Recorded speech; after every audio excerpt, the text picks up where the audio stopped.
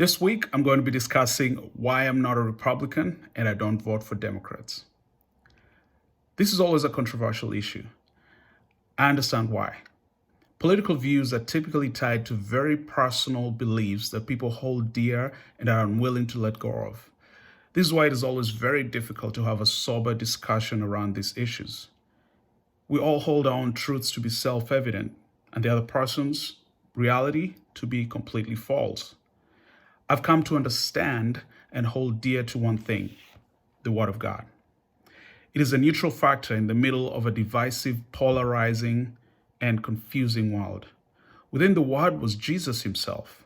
He did not involve himself in politics.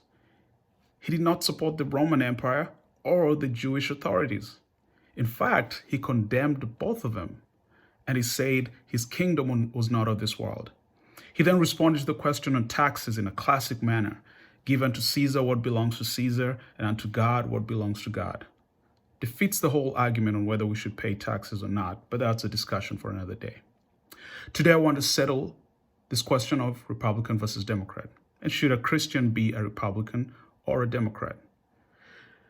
Do you not know that your kingdom is not of this world?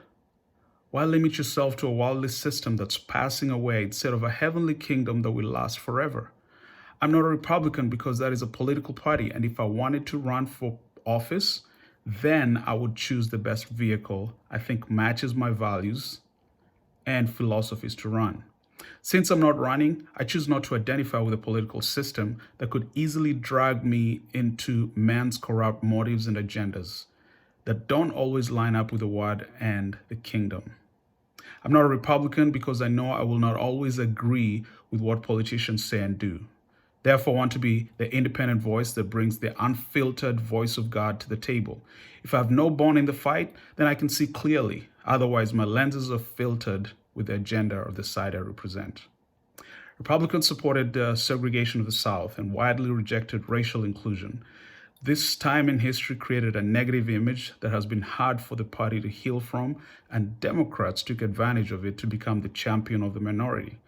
Over time, ideologies on both sides change or shift. Republicans are no longer talking about fiscal responsibility because it is now laughable to bring it up. I don't vote for Democrats because their party agenda goes against most of my Christian values. They openly support and endorse homosexual marriage when I openly support and endorse marriage between a man and a woman. They openly support and endorse abortion while I openly support and endorse everyone's right to life.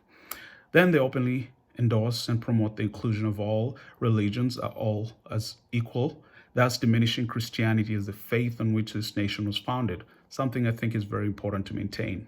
I disagree with this concept. We could go on to discuss their fiscal policies, the threat of socialism, and their casual regard for moral values in society. Unless a Democrat proves to be opposite of these core values, I just cannot vote for them. The question for many still remains why many Christians align with Republicans. I hope this brief snippet begins to unravel what may seem mysterious to many. A Christian man or woman has to examine their conscience before God when they make a decision to vote. A regular person does not. The Word of God compels us to have weapons for the right and for the left. Like prophets of old, who had the ability to speak the Word of God to multiple kings, good and bad, we must maintain a clear, neutral path and only speak what the Lord is speaking. At times, the Lord may be affirming one leader of another, and we have to be faithful to say so. If you hope to find your footing as a Christian, engaging in politics, this will be helpful. Otherwise, if you're looking for me to endorse one man and condemn the other, it likely won't happen. I will give you information which you can use to make the right decision when voting time comes around and beyond. Stay tuned.